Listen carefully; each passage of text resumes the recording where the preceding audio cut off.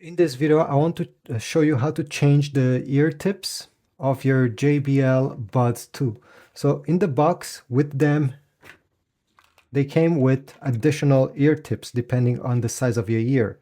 I'll try to put these small one. As you see, there is an S, but they also come with large one if you prefer if you have large ears. So let me take these. If I want to replace them, quite easy. I'll take one of them. My trick, okay, there's many different ways on how to do this.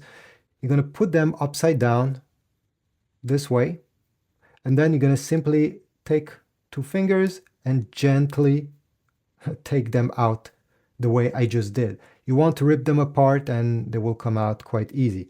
I'll take a new ear tip. I'll put it in the same way the other one was, upside down, I like to call it this way. And I'll simply bring them together and then rotate slightly until it fits over the earbud stem that is sticking out. And then I can simply push it and start using it.